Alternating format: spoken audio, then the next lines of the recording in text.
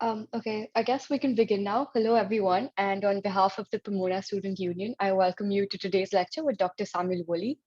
To begin with, I do want to point out that this lecture will be recorded and we'll also make it available on the PSU's YouTube page. We will be having a question and answer session at the end of the lecture. So I request you to keep your mics muted until then. So you can put any questions you may have in the meantime in the chat. I'd now like to introduce our guest speaker, Dr. Samuel Woolley wears many hats. He's a professor at the School of Journalism and the School of Information at the University of Texas at Austin. He's also the project director of propaganda research at the Center for Media Engagement, as well as the founding director of the Digital Intelligence Lab.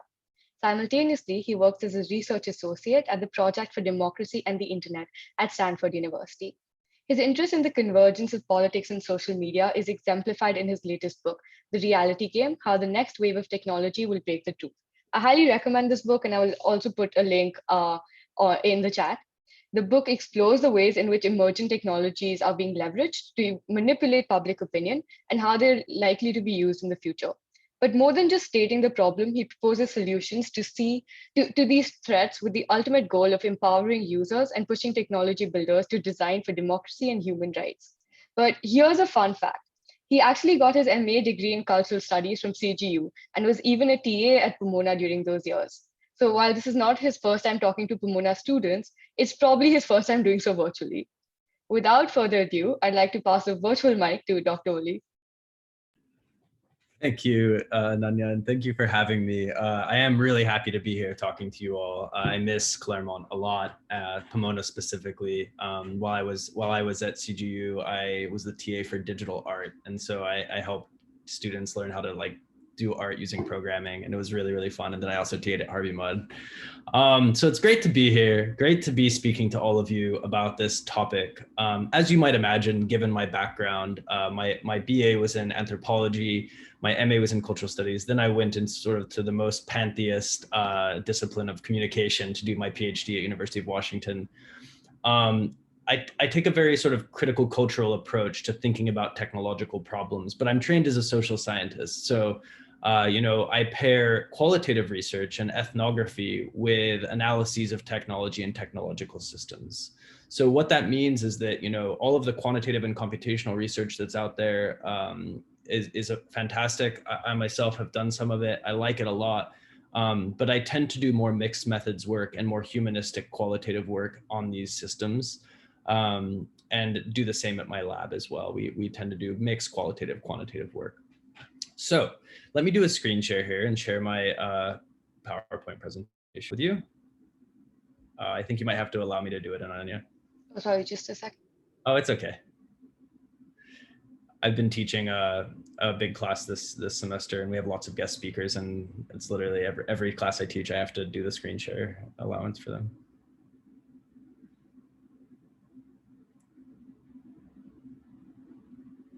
You should Cool. be able to do it now. Yes, indeed. Okay. So, all right. I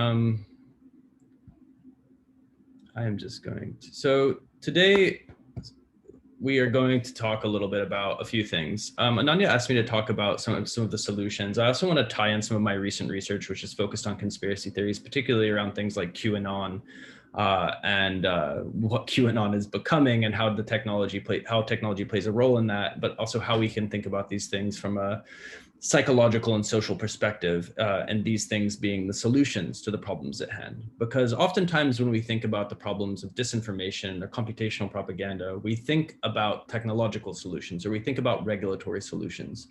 We don't oftentimes think about psychological solutions, social solutions that involve really making a space for the people that have begun to believe in conspiracy or that spread disinformation to come back to society. And so psychologically, the argument that my colleagues and I are making at the moment is that a lot of these people do what they do because of a need to belong, because of the fact they're part of these communities. And if we don't address that, then we won't really fundamentally be able to address the problem at hand. As Ananya mentioned, I have a new book out. It's called The Reality Game, and it really explores these topics, but with a look to the future. And this talk will also talk about the future as well. So what are the next technologies that are on the horizon? How are AI and machine learning being used actively in the manipulation of public opinion? Are they really being used? How will they be used in the future? How are VR and AR involved in this, and XR more broadly? And how are automated voice systems that are run through AI built to sound exactly like you or me? How are they involved in what's known as like deep fakes and fake video, and et cetera, et cetera? So today I'm going to talk to you about a few things. I'm going to tell you a little story. I'm going to give you some definitions. I'm going to tell you a bit about the changing landscape. Then I'm going to tell you about some solutions to this issue. First, a story. Um, in my research for the last year or so, we've done about 80 interviews with people who make and build propaganda systems online. So we do a lot of ethnography with people who work to manipulate public opinion using social media. One of the people we talked to was a woman named Sarah Smith.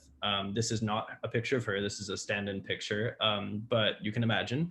Sarah Smith is an Instagram, what we would call an Instagram micro-influencer. She has tens of thousands of followers on Instagram, and she started her journey online as a mother and healthy living advocate. She lives in Arizona. She has a lot of posts about nature first lifestyle, motherhood. Increasingly, however, amidst the sunlit photos of mountainous terrain and desert in Arizona, two tabs of her Instagram story highlights are called Wake Up in all capitals in one word, and then coronavirus. In the stories of Wake Up, they're dominated by misinformation. You might say disinformation, but you'd have to know her perspective, and we'll get into that in a second, regarding COVID-19. One post claims that children have a 0.0% chance of dying from COVID. Second equates social distancing to CIA torture techniques, while another claims that the mainstream media is using the race riots from last year. She uses the term race riots, not my term, to distract from child trafficking and pedophilia. Very far out stuff, not really grounded in reality. Her videos have tens of thousands, if not hundreds of thousands of views, though. Many of them are tagged with QAnon hashtags like WWG, WGA, which is one of the popular where we go one, where we go all hashtags used by QAnon. And because of their major engagement numbers, likes, shares, and comments, many accounts like Sarah's have been prioritized and recommended to other users by Instagram through Instagram's recommendation system and search systems. And this isn't the first time we've seen this. We've seen this happen many times in political circumstances. These systems are built to prioritize quantity over quality. Oftentimes we've seen bots being used to manipulate traffic. So social media bots, which I'll define here in a second, being used to amplify posts. But here, what we're seeing with QAnon is an inorganic manipulation of spread through human users. So they basically band together and use various techniques to influence what the algorithms show. Their story, though, what it does is it illustrates how influencers can legitimize and spread harmful ideas, as well as the incentive structures and how they've changed algorithmically for how these people to post content and who they try to reach. Her story also illustrates the rise in popularity and the spread and normalization of conspiracies like QAnon, which arguably to me are the most potent realized form of disinformation because they make people change their ideology. It's one thing to see a bit of disinformation that tries to make you change, say, how you vote or to feel apathetic about the political process. It's another thing to get involved in a disinformation story that makes you change your whole belief system. And so these things really, when it comes to QAnon, are part of the larger tip of the iceberg when it comes to digital disinformation, hate, false news, and conspiracy, and of course, computational propaganda, which is what I'm a specialist in and what I study. So a few definitions. Bots, disinformation, computational propaganda, what are they? How do they work? Well, as you may know, bots, since 2016, there's been a lot of conversation about bots. They've almost become a byword for disinformation, but bots are basically any automated software online. Software engineers can write code, though, that mimics real people.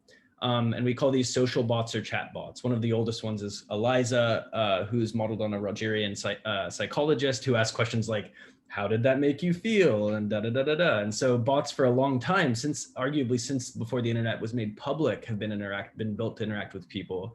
And a funny story about Eliza is that when people were interacting with Eliza, they tended to personify her and they thought that she was a real person.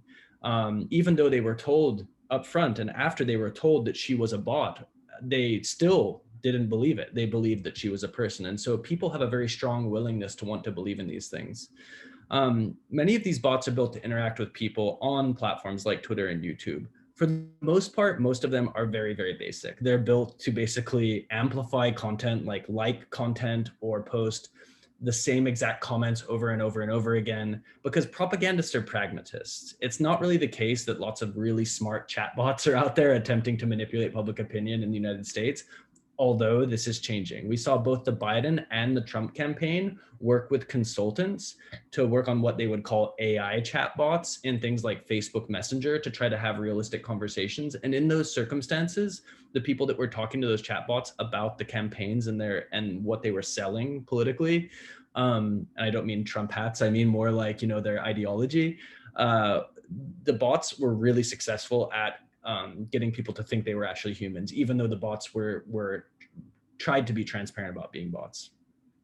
Bots have been used throughout a lot of different events to amplify or suppress particular streams of content and social media, and not just by targeting people, but also by targeting the back end. So there's this perception that bots only target front-end communication, and that they target you or I, and they try to make us feel apathetic, or they try to make us change our vote for a different candidate, or they direct hate speech at a journalist or something like that.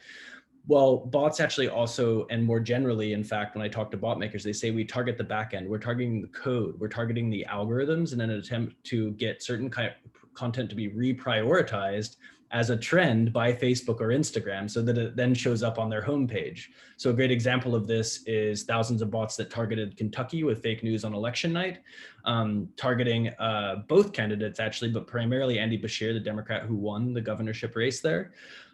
With content saying that Bashir was taking bribes and this and that, and a bunch of stuff that later proved to be nonsense. There's been cases of bots being used in politics in the United States since at least 2010 on Twitter, when they were used in the Martha Coakley-Scott Brown race to fill Ted Kennedy's seat in Massachusetts, which was up until then a very big Democratic stronghold. And what happened was that the bots spread anti-Catholic messaging saying that Coakley, the Democrat, was anti-Catholic. In Massachusetts, this is a very damning accusation. There's lots of Irish Catholics and Catholics from Latin America there as well. And so Coakley lost Ted Kennedy's seat to a Republican, Scott Brown. It later got retaken by a Democrat, but the thing remains that bots are able to be quite powerful tools. They were also used to spread, for instance, during the Parkland shooting a couple years ago, content that David Hogg was a crisis actor, which was completely patently false. And then the video that they had boosted was prioritized as the #1 trending video on YouTube later that day. Misinformation and disinformation are words that get thrown around a lot in the media. And if I had $1 for every time I'd seen a journalist misuse them, I would have thousands of dollars at this stage, because I spend a lot of my time reading these sorts of articles, even in the New York Times, the Wall Street Journal, and the Washington Post. But they are distinct. And perhaps many of you know this, but this is the distinction. Misinformation is accidentally spread false information, while disinformation is purposefully spread false information. The difference between the two is intent.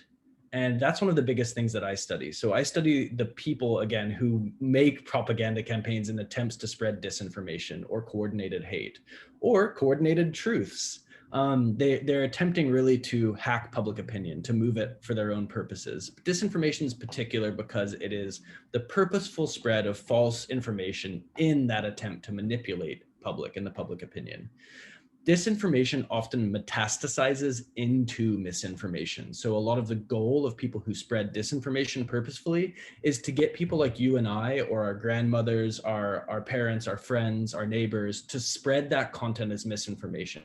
And they even use that kind of language. They say, we seed and fertilize false stories with the attempt of getting more people to amplify it so that we have a network spread, and that it then goes viral on social media.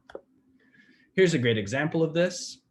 Michael Tubbs, an incredibly young mayor of Stockton, California, which is a very diverse city just north of you all, lost his re-election for mayor, even though he had been incredibly popular.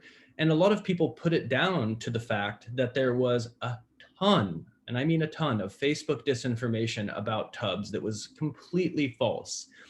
The intense disinformation campaign was mostly run through Facebook's group pages. And it was later found out that these disinformation campaigns were engineered by his past political enemies and his opposition. The page in particular that this article is talking about pumped out, as they say, I quote, a daily drumbeat of false narratives, painting a picture of a mayor who pocketed city funds, hired his unqualified friends, and transferred taxpayer dollars to campaign donors, all of which was false. But it didn't stop Tubbs from losing that election. So what is computational propaganda? Well, I spent several years at Oxford. I was the co-founder of the Computational Propaganda Project there and was the research director. And the reason we came up with this term back in, I think it was 2013, was to describe the ways in which bots and disinformation were used in consort, but with also other techniques and strategies combined with big data on voting systems in attempts to manipulate public opinion on social media. And remember, we started working on this prior to 2016, so we didn't have the example of Cambridge Analytica or of the Russian manipulation campaigns during the 2016 election. We were looking primarily to places like Mexico, to places like Syria, Ukraine, and to some extent the United States, looking to the ways in which algorithms were being manipulated by both bots, but also sock puppets, which are anonymous social media profiles run by real people, in attempts to target both groups and individuals with disinformation and hate in an attempt to change the political conversation or manipulate information flows.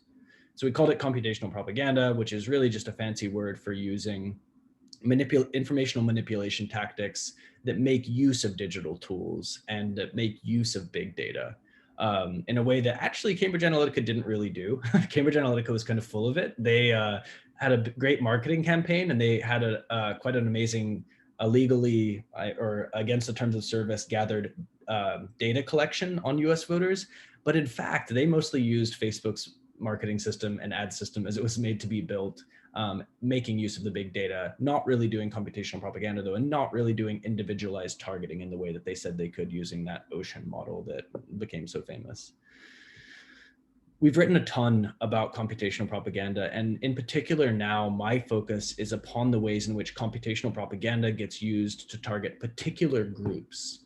And so my biggest concern these days is how does computational propaganda unduly focus upon marginalized communities? Because what I found again and again and again in this research is that in the United States, but also around the world, in India, in Brazil, in other places, computational propaganda is often leveraged at people who already have not much of a voice. So in the United States, it's been used to target the Black community, the Latinx community. In Brazil, it's often used to target the indigenous community or people below the poverty line. In India, similarly, it's often used to target, broadly speaking, people of lower socioeconomic status, but also any opponents of Narendra Modi. And so computational propaganda has real human effects. Oftentimes it's being used to not just manipulate those types of groups that I mentioned and many others into voting for candidates that don't really serve their interest, but also to spread hate against particular groups. And so I worked with the Anti-Defamation League. I've worked with a number of other entities in the past to produce collaborative research where we basically looked at the ways in which computational propaganda in 2020 here in the United States was very much anti-Semitic and very much anti-Black on both Facebook and Telegram. So, and also the ways in which it was spreading from closed platforms like Telegram to more open platforms like Facebook. In sum, what we're looking at here is really the power of data plus the power of propaganda plus the power of computation. Because it's not any one of these things that it really has changed, it's all of these together. And people oftentimes ask me, what are the differences in the way that propaganda looks today versus yesterday? How are they any different? Propaganda's been around forever, blah, blah, blah. Well, what I say to them is this: these are the differences of today's propaganda. And the first two are the biggest ones. It's automated and it's anonymous a lot of the time. So that automation makes it so much larger in scale and so much more difficult to track because it's also anonymous most of the time.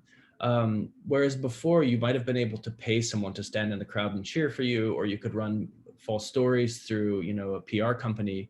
Today, the size, scale, and networked approach of this is completely different. Propaganda in the past has certainly targeted marginalized communities, but we see this happening even more today. And in the United States, in particular, it targets communities of color and women. And it's also spread not just by state actors, not just by powerful governments. So it's not just the Russian government or the Iranian government or the US government, for that matter, that spread propaganda and disinformation. It's also non-state groups. So yes, it's terrorist groups like ISIS, but it's also groups like the alt-right here in the United States, which is a non-monolithic organization, but many types of organizations use computational propaganda. In fact, sometimes we've spoken to individuals who claim to run 10,000 bot profiles on Twitter to spread their own content, and then sure enough, they've showed it to us and it's borne out to be true. So all of this is tied to conspiracy theory and this question of what makes people believe in conspiracy theory. Why is this spreading? Why is QAnon being boosted? And how is computational propaganda involved? My colleague Katie Joseph, who's a senior researcher at my research team here at University of Texas, and I wrote this paper, which I highly recommend you read. It's quite rudimentary in terms of its approach to psychology, but it's called The Demand for Deceit. And it talks about how the ways that people think drives why they consume disinformation and propaganda. And we break it down. We break it down into both passive and active drivers. We talk about why people consume, accept, or share disinformation. Passively, one of the biggest ones we talk about in the paper is the belief perseverance effect. And so the fact that the continued influence of initial conclusions tends to make your decision-making and individual beliefs cemented. So once you believe something, you are going to continue believing it no matter what you're shown. And then confirmation bias, the second one on the active drivers list, is another very big one. And it suggests that individuals seek out information that already agrees with their pre-existing beliefs. And from what we know about social media, what we know about social media echo chambers, is that it's not necessarily as simple as just saying that social media are terrible echo chambers. It's more complicated than that, and it varies platform to platform. But we do know that they can become information silos, particularly on encrypted messaging apps, which are, for many countries, the way that people experience the internet. India specifically, also Brazil, many people there use WhatsApp to communicate with friends and family. And for them, that is their primary social media. One of the things that you might be thinking about and asking questions about is, all of this is fine, but what about free speech? Because what we're talking about is a problem of disinformation. And so ultimately the conclusions that people try to come to is, involves censoring content, censoring algorithms, taking down particular kinds of profiles, the deletion of profiles, and what we call the deplatforming of prominent profiles that are spreading hate or disinformation. We've just seen it, right? With our own ex-president here in the United States, Donald Trump was kicked off of many of the social media platforms, along with many other people. What I say to this is, in the digital era, we have to rethink free speech. It's not enough for us just to say that free speech is a completely unalienable right in the United States. We have to look to Europe. We have to look to other countries that have a more nuanced approach to this, specifically with thinking about the difference between violent and harassing content and content that is more sort of banal. A lot of this content is violent, is harassing, is targeting protected groups. It's hate speech. And oftentimes, a lot of the disinformation that we see is also electoral disinformation. It's not just benign disinformation trying to get you to vote for a different candidate. It's misleading people on how, when, and where to vote. It's misleading people about the outcomes of elections. We saw this in a big way in 2020, and other countries around the world have seen this happen throughout Africa, Asia, the Middle East, Europe as well. And so what I would say is that if we're going to curb certain ways of speaking, I think the two things that we have to think about are violent and harassing content aimed at protected groups and electoral disinformation in particular. Now, the juicy stuff, the next wave, what's happening? Well, a lot is happening. There's a lot of conversations about AI and the way AI is involved in all of this. And suffice it to say, AI is a burgeoning force in computational propaganda, but it's not a super strong force. It's not a strong force insofar as propagandists are making use of sophisticated AI systems to reach their audiences. Although this is changing, as I mentioned with this AI chatbots that both the Trump and Biden campaigns deployed during their elections. It is a very powerful force, however, when it comes to the back end and when it comes to the curatorial systems that the social media platforms are using to recommend content to people, and also to the systems that the social media platforms are using to regulate their own spheres. Because disinformation, the problem of hate speech, all of these things have grown in recent years, and because the platform scaled so quickly, because Facebook now has over 2 billion users, so does WhatsApp, we're talking about a problem that is so massive that you cannot feasibly really work to deal with it with human work alone. And so a lot of artificial systems are being deployed to help this. One of the things I say to folks, though, is we have to think very carefully about the artificial intelligence systems that we use. What values are we baking into our AI, particularly the AI systems used to track disinformation and manipulation? Who are they trained by? Are they trained by a bunch of white guys in Silicon Valley, or are they actually trained for diversity? Are they trained to think about the ways in which an algorithm can be racist or biased, as Safia Noble and Virginia Eubanks have talked about?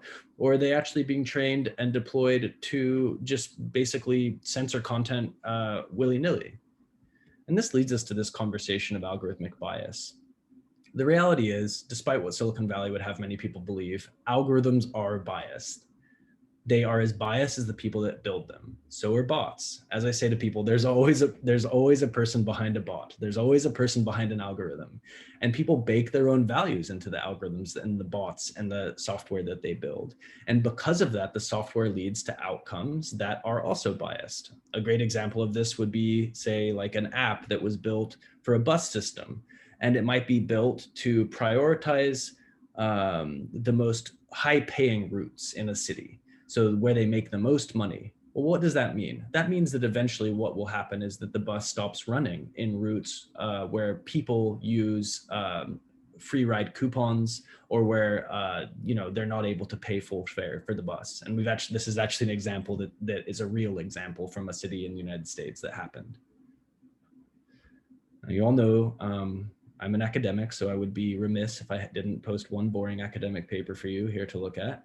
And so I will say this is a paper from Brazil, from researchers in Brazil and Switzerland, and it discusses the ways in which the algorithmic systems for recommendation on YouTube disproportionately push people in the United States towards radical and extreme content. It's an analysis of over 300,000 videos, and it processes over 70 million comments. And the outcome is basically that a ton of the recommendations that people get given when they're watching very general content are actually from the alt-right and extreme right. Within one or two videos, you get shown some of this content. And that is a major problem. And it's a problem because of how the algorithm is built. There's been a ton of conversation on deepfakes, and deepfakes are obviously faked videos. There's also cheap fakes, which are basic versions of this. A deepfake uses what's called GAN technology, generative adversarial network. So it's a form of AI technology that combines a bunch of images together. So now today, especially if you're a politician, you have lots of pictures of you online. You have pictures of you with your eyes closed, you have pictures of you screaming, you have pictures of you laughing. And so it's possible to use AI to combine these, and this is an oversimplification, to combine these in such a way that you can make it look like someone's saying something that they never said in a video. And you've probably seen examples like Key and Peele, or Jordan Peele, I think it was, had an example of an Obama video where he says that Trump's a dumbass or something like that in the video.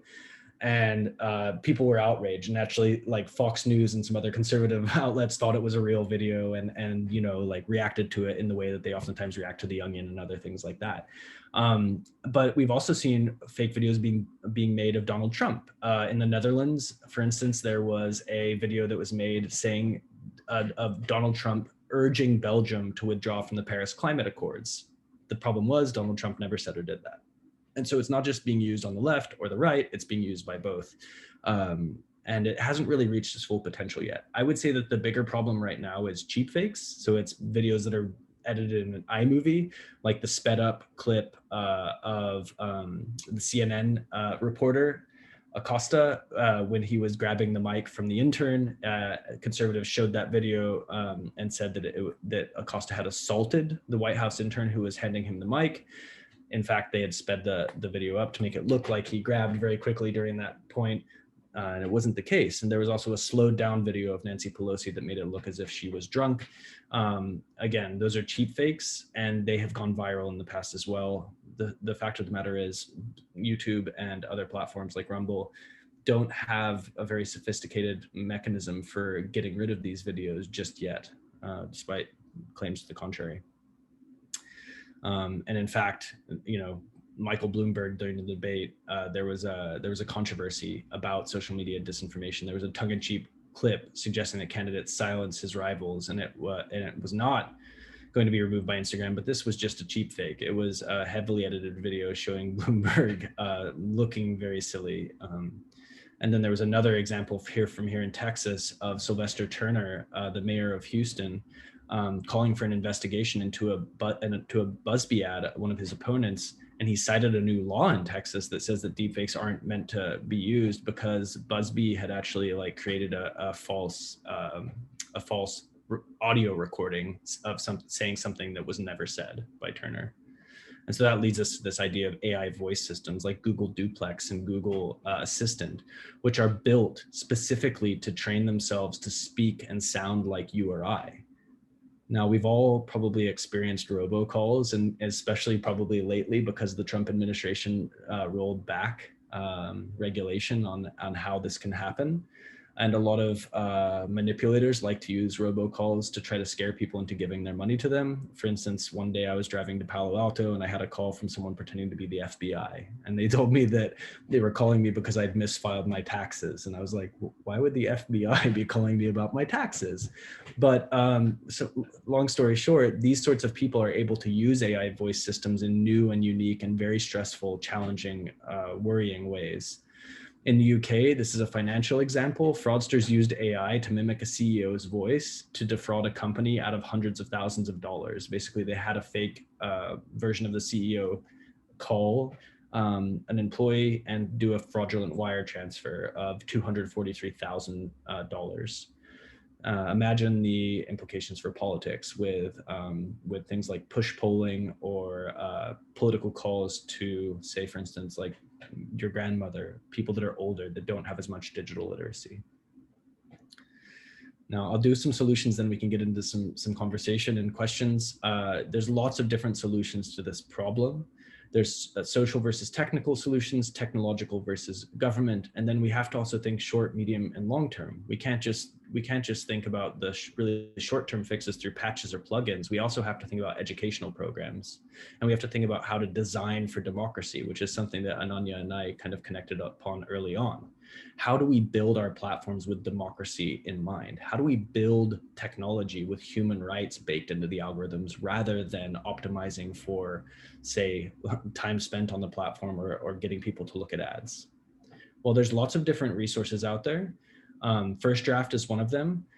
This is a thing that they call SHEEP, so how not to get tricked by online information, and it's basically talking you through like what to look at. It may not be useful for all of you, since I'm sure you're incredibly savvy digital natives, but it is really useful for parents, for grandparents, etc.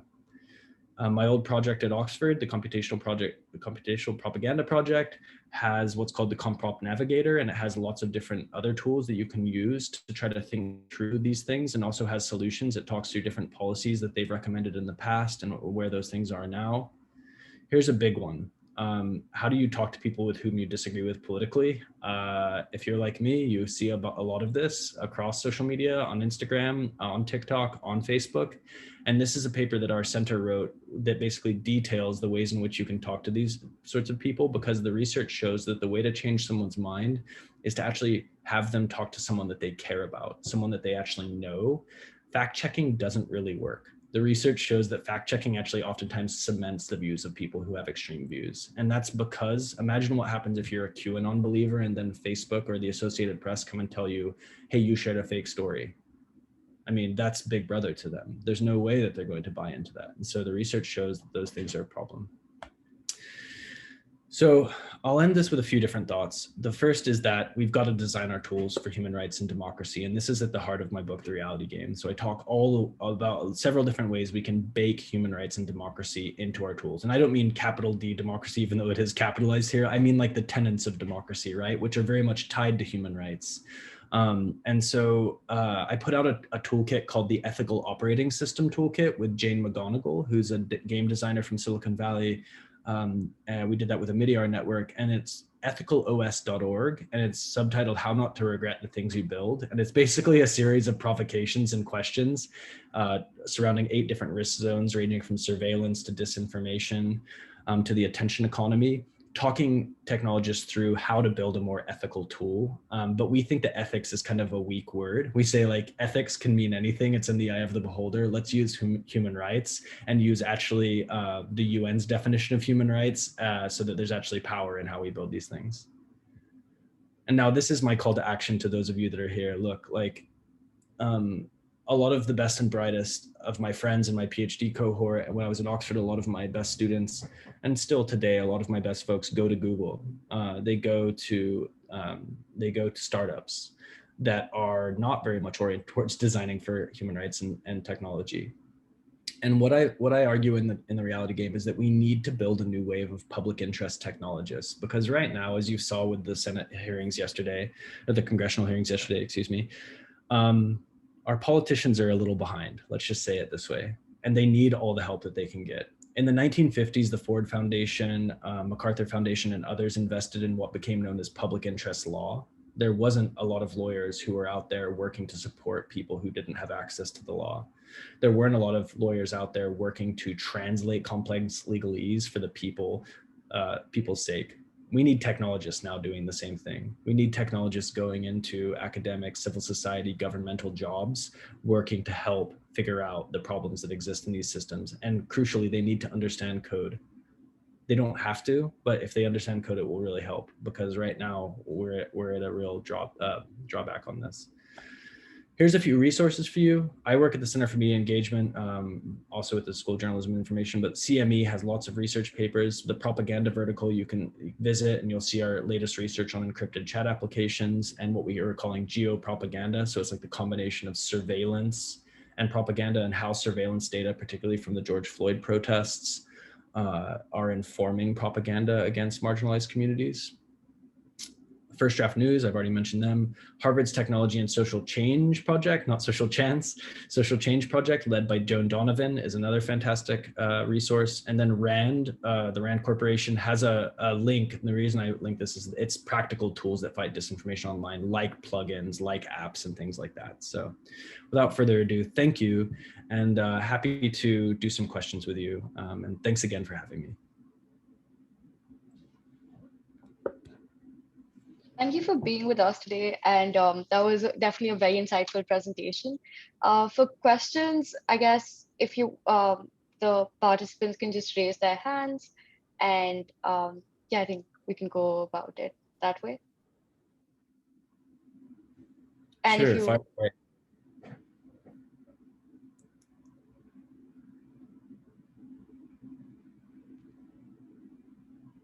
I guess just to start us off, I had a question.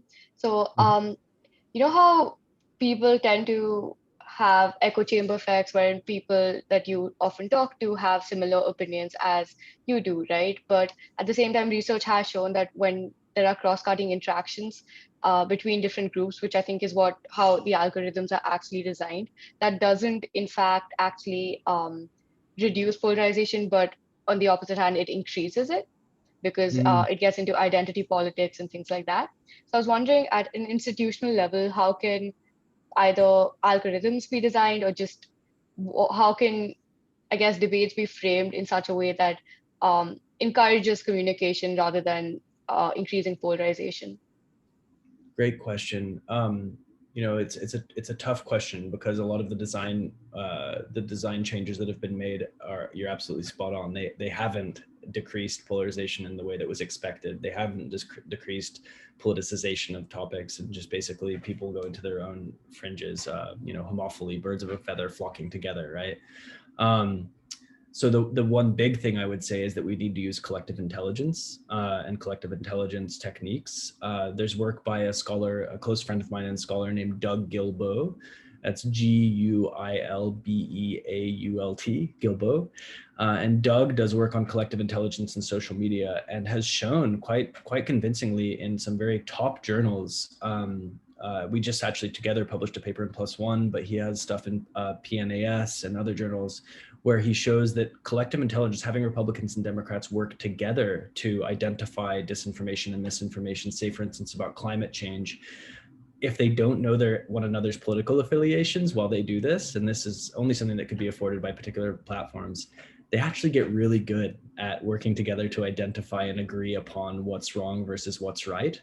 Another thing that we've learned in this paper that we just published in PLOS ONE, Doug Obo and I, with another colleague at University of London, it shows that we need to take a non-binary approach to telling people, bringing people in and bringing the crowd in to help identify what's wrong and what's right.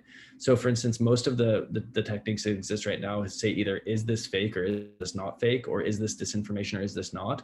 And we say, rather than doing that, let people choose on a scale of 1 to 100. It's a lot more nuanced. It sounds very simple, but the results were absolutely staggering. Like, actually both Republicans and Democrats were much more successful at identifying false content when they weren't put into a situation where they had to say it was either fake or not fake.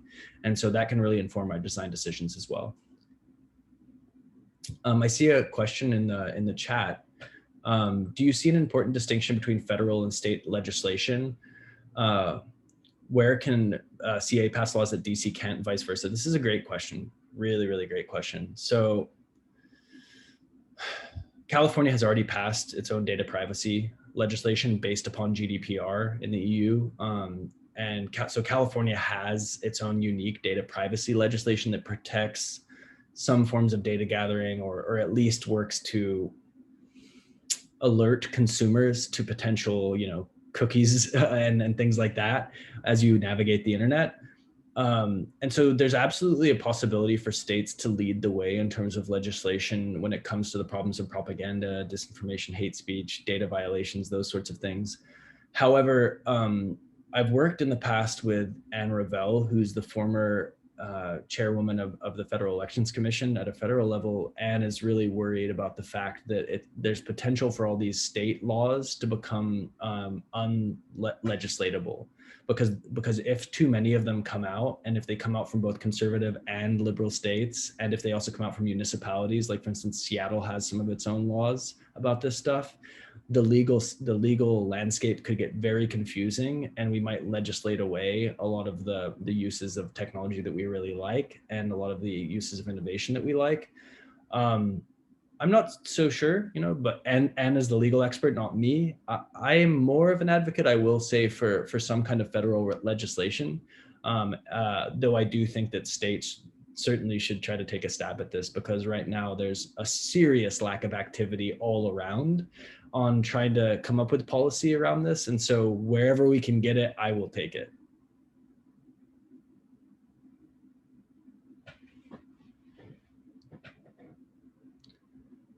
I think all the hands kind of came up at once, but Ananya, do you want to call on people and then we can talk? Sure. Patrick, you're first on my screen. Do you want to go? Sure. Thanks so much, Dr. Willie, for being here. I wanted to ask, so if you could elaborate a little bit on what you're referring to when you say, design choices or designing, platforms around democracy. From what I've read about Zuckerberg, he has been planning for a while, or has been ideating at Facebook that maybe content moderation policies should be voted on and decided by users, and that there are certain ideas, or the design of more recently of Facebook Supreme Court was sort of democratic in the sense that they went around they went around the world and had 6 workshops, and at least according to Zuckerberg, this was an attempt to democratize Facebook in some senses. So I'm wondering if you think that this is democratizing Facebook in the way that you imagined, or if this is actually just distracting from some of the issues with Facebook. Great question, Patrick. Really spot on.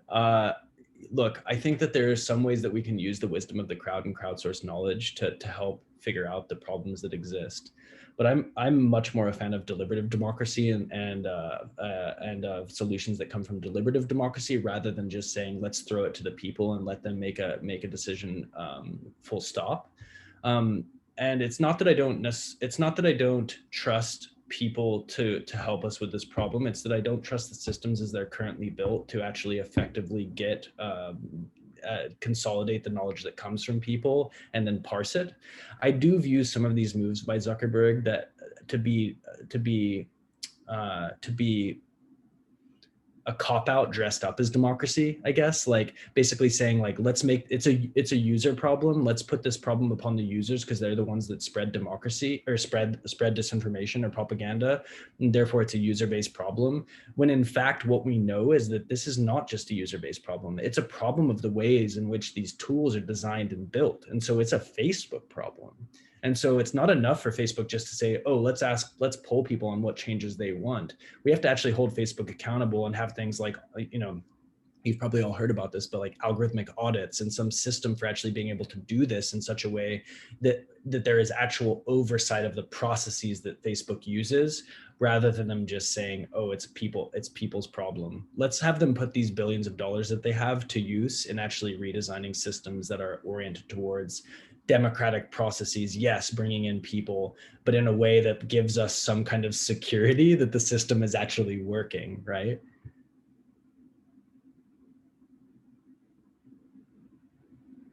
I saw David's hand too. Yeah, David. Or Dave, sorry, Dave. Oh, you're fine. Either works. Thank you so much, Dr. Woolley, for being here with us and for a wonderful, wonderful event.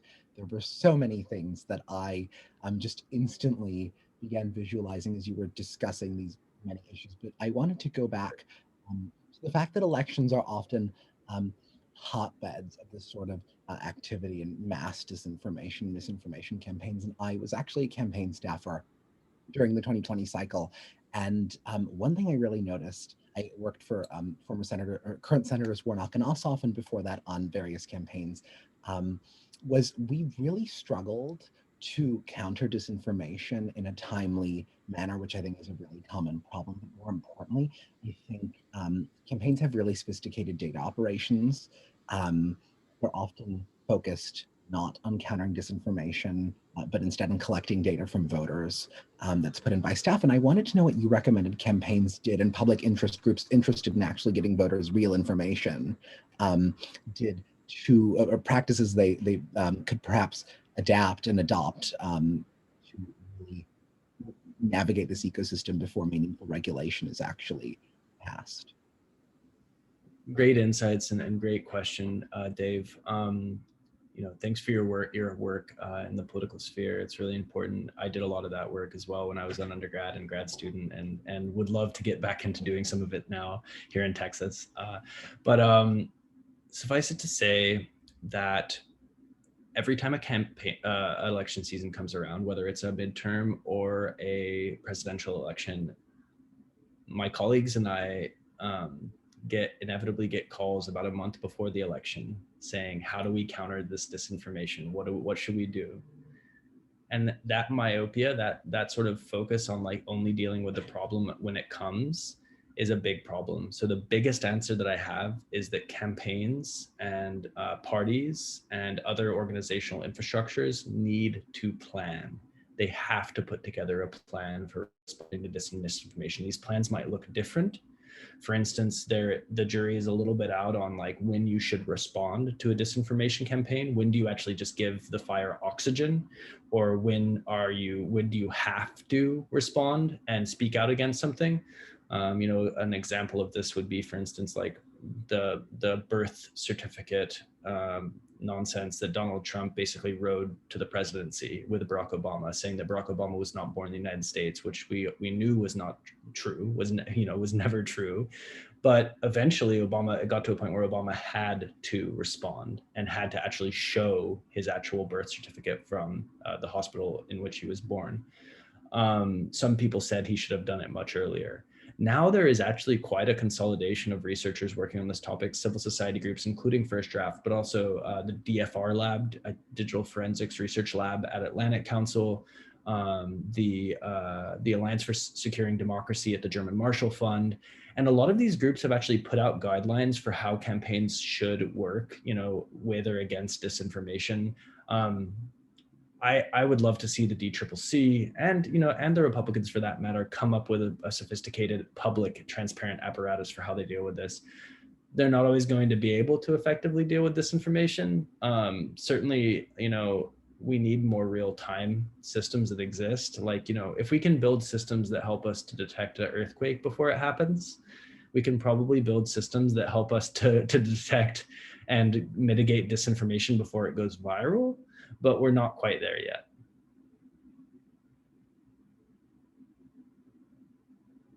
Thanks, Dave. Jacob, yeah.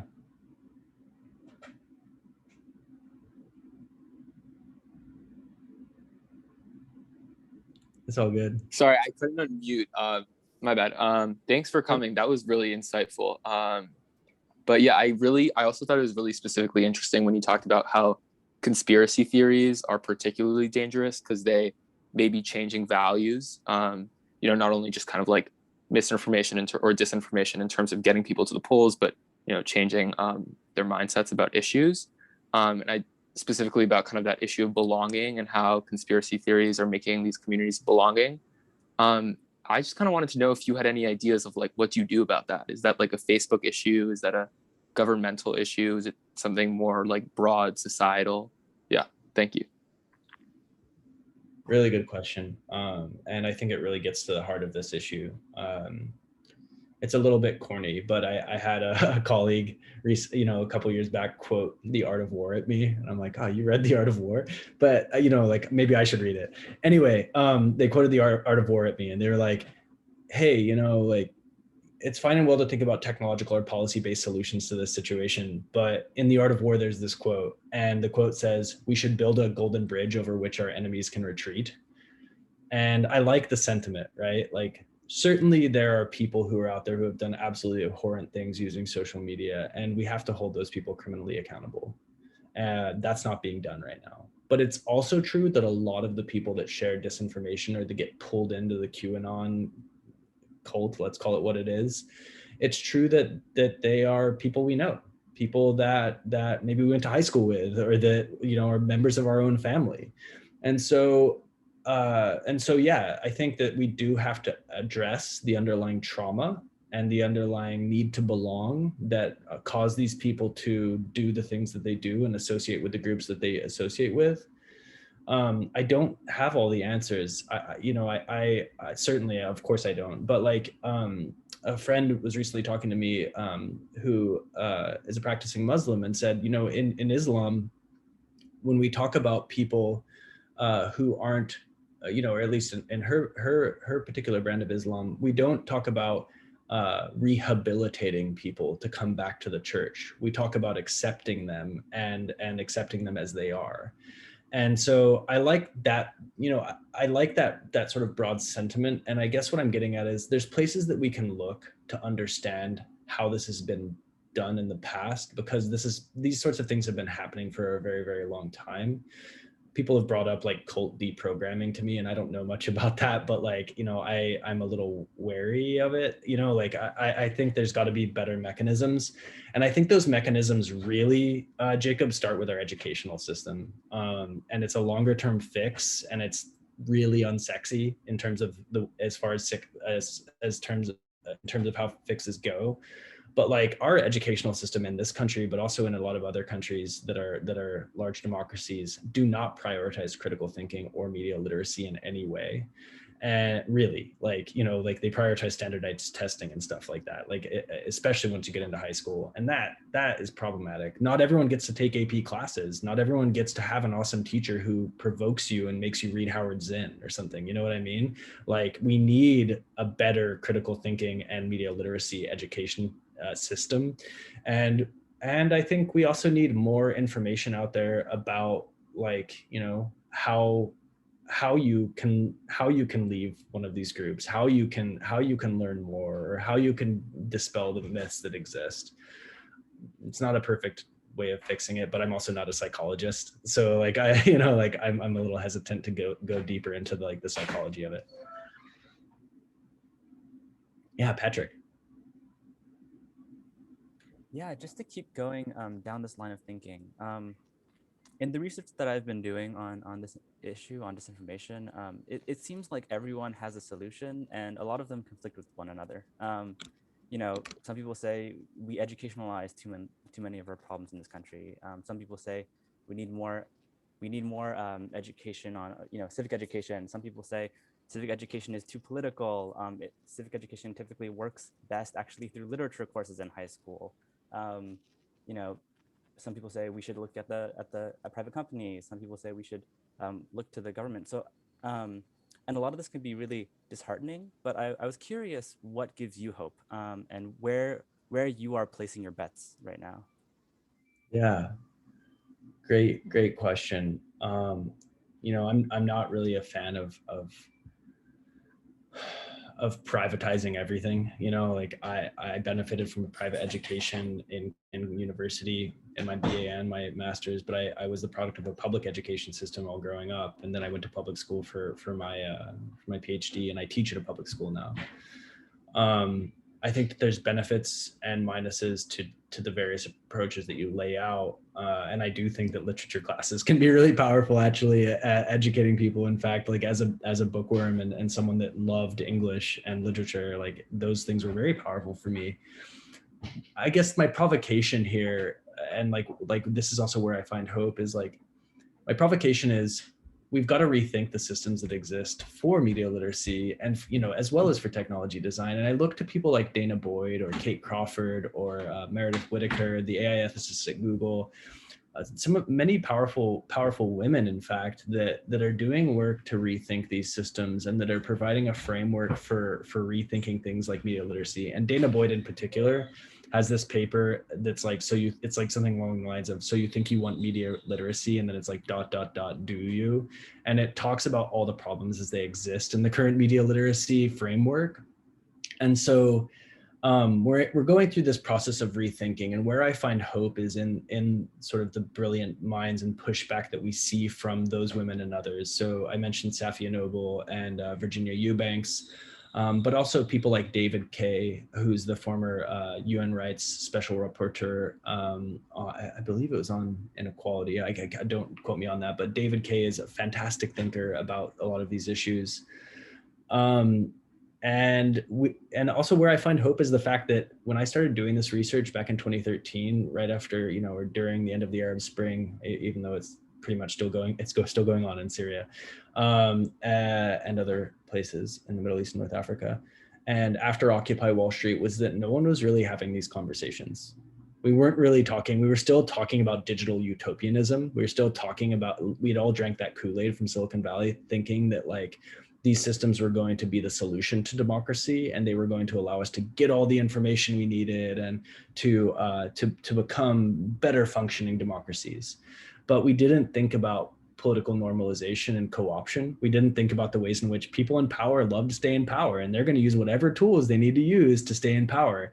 And the fact that we're all having this conversation now makes me really happy. The fact that we're even here talking makes me really happy. And the fact that lots of books have come out on this and that public thought is growing on this is good, because it takes the wind out of their sails, right? They'll have to move on to the next thing, and we need to stay ahead of the curve and figure out how the next tools are going to be used for manipulation. But the more people understand that this is happening, the less powerful the mechanisms that they can use to manipulate us become.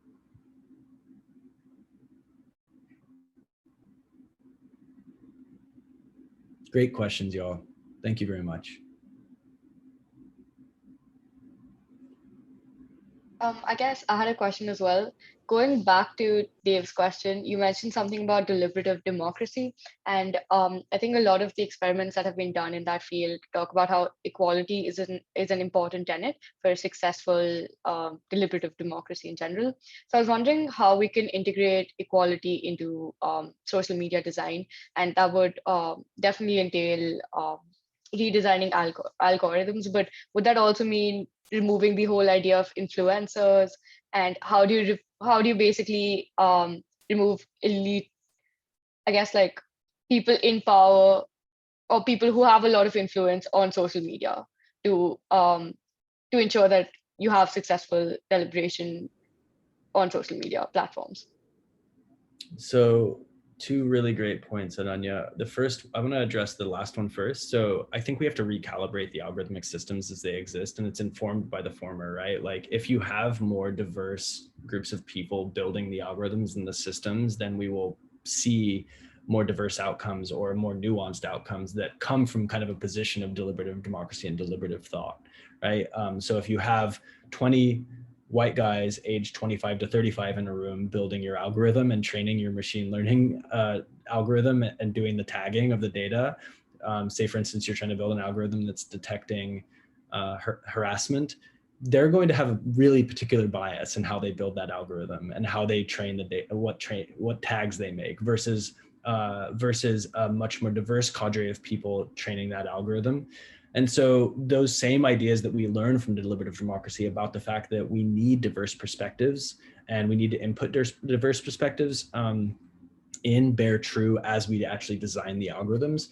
Now, the question about influencers is a really, really important one, because in my opinion, influencers, specifically political influencers, is the really big thing we should pay attention to insofar as how computational propaganda is progressing away from things like bots, or at least the most basic forms of bots, and towards the use of people who have purpose-built audiences, promoting particular political ideologies, candidates, campaigns, sometimes disclosing that they're being paid, sometimes not disclosing.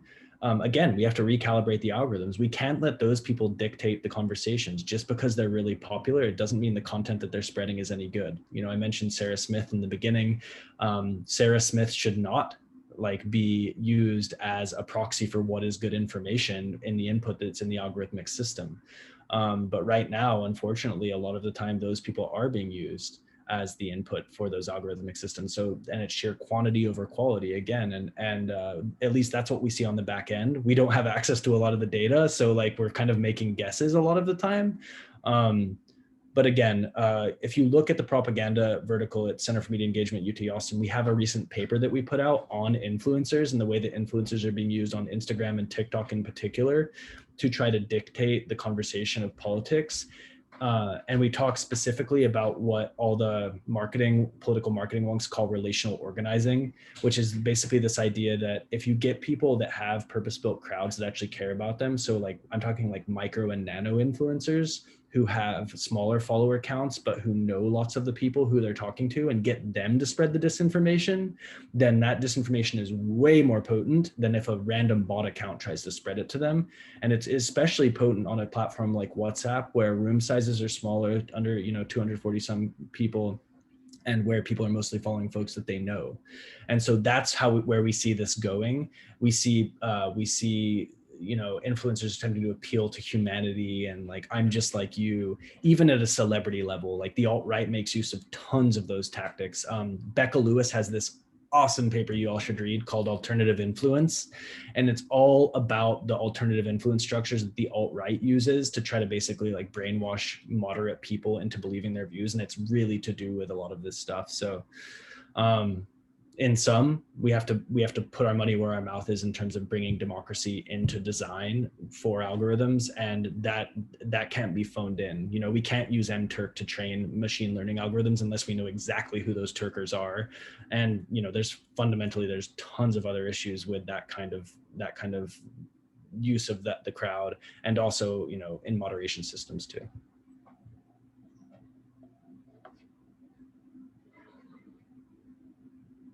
Susanna, yeah. Yeah. Hi, so I have a pretty specific question, and I'm doing thesis work related to it, so I'm just wondering your perspective on it. Sure. Twitter, Instagram, and Facebook, and other social media sites have started adding these warning tags to posts. So if they see anything related to COVID-19, let's say, they have a little warning tag and they're like, look at the CDC for more guidance on issues related to COVID. And it's, I guess, Twitter, Facebook, Instagram's attempt to sort of combat mis and disinformation.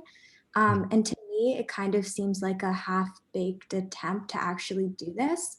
And I was wondering what you think about it, and if you see there being any potential benefit to having warning labels attached to these types of posts.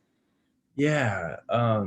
So good question, Neely. I think basically it's a really passive kind of like phoning it in way of dealing with the problem in my opinion. And it's another way of putting the problem back upon users. And so saying like tagging a video and saying this is disinformation or misinformation, rather than actually getting rid of the content. We know that Facebook downranks content, and we know that there is bans of particular kinds of content.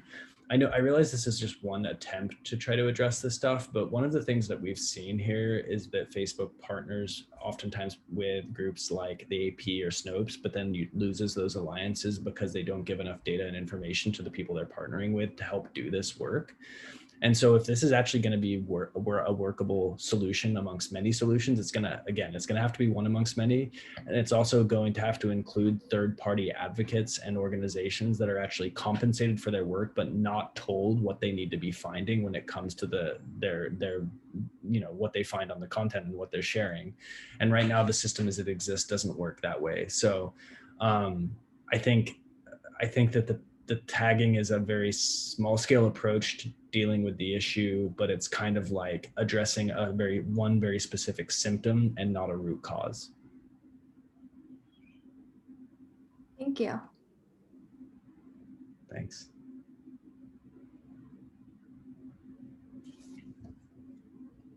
Isabel, yeah. Hi, thank you so much. This has been such an interesting presentation and conversation. I'm not sure how big of a question this is, but in one of my classes yesterday, we were talking about QAnon specifically. And I guess the idea of, is there some information that it's okay to kind of suppress?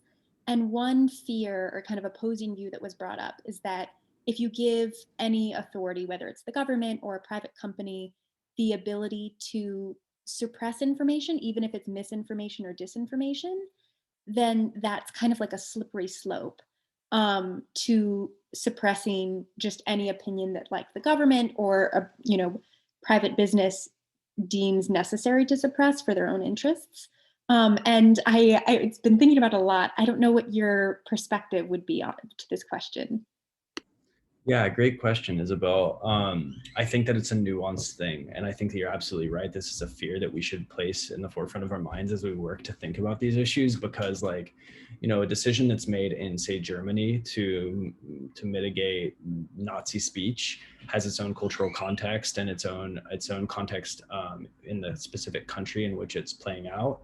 But it can also be used and looked to by an authoritarian state to legitimize, say, manipulation or censorship of a ethnic minority group or religious minority group. Say, oh, Germany limits, Nazi speech, so I think that's always going to be a fear. I think it's always going to be something we have to consider. But the way in which we address this is by making sure that the legal apparatus through which we do this is very clear and very, very specific as to how it can be used and how it should not be misused, so that the law can't be manipulated. We saw the law, during the Trump administration being kind of the last frontier of holding out a lot of our democratic values. And so we know that the law can work.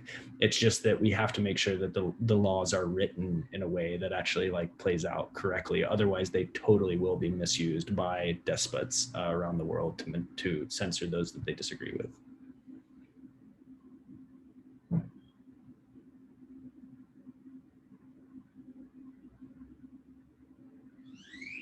Yeah, Patrick. Hi, sorry, I don't want to ask too many questions. No, it's okay. What you were just discussing actually made me think of something else, which is,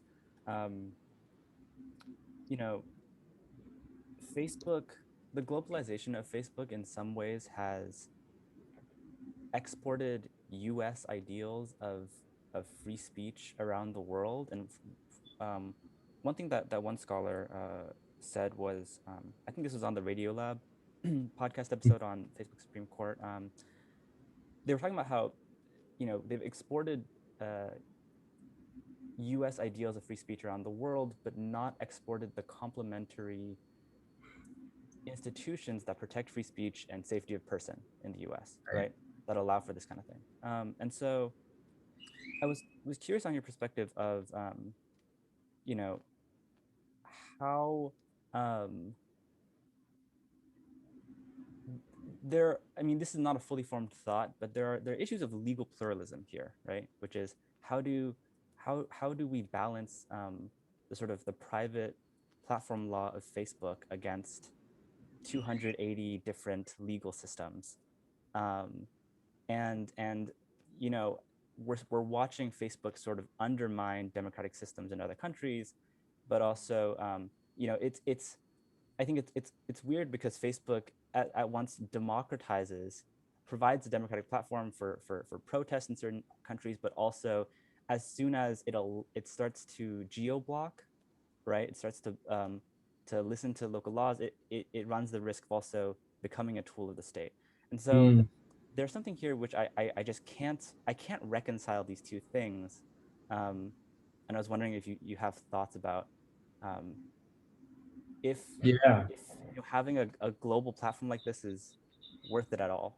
Um, I think that's the question we have to ask ourselves. And I don't think that Facebook really asked itself that question when they started to scale, right? Not to be glib, but but Facebook grew absent any consideration of the fact that they were going, I think, get into these problems, or put another way, they just ignored it. And it wasn't just that they launched in specific, geopolitical regions. It was also that they launched in a lot of languages that they didn't actually have capacity to do the kinds of fact checking and the kinds of work that we're actually asking of them now, the moderation work. And fact of the matter is, a lot of languages do not have the same assets allocated to them that English or Spanish do. And so, we're seeing that play out as well. Like, in their response to this problem, they're mostly dealing with English language issues, mostly dealing with it in the United States and Britain, and not really dealing with it in a lot of other countries, particularly throughout Africa and Southeast Asia, where there's a large, diverse body of languages spoken. So I think that we should question whether or not a global platform like this is workable. And if not, then like what are the alternatives? I think that the answer to that has really, by and large, been lately encrypted messaging apps or closed messaging apps in some way, shape, or form. But those come with their own problems. They afford activists the ability to communicate and organize without the fear of a government looking in. But they also allow child pornographers to spread their content, and terrorists to coordinate and organize, and that's a problem as well. And so you have law enforcement on the one hand saying we need a backdoor into these systems, but then you have the exact same fear that comes up again, which is like, well, if you give the backdoor into the system, you basically you can't you derail the encryption altogether, and it leads to a space where you can have authoritarian regimes like basically looking over the shoulders of their people, and democratic or quasi-democratic regimes as well. And so it's a really tough question to which I don't have an answer, but suffice to say, like, I'm glad we're asking that question now, because that question was not asked when these platforms were scaling. And I think it might be one of the communicative questions of our time.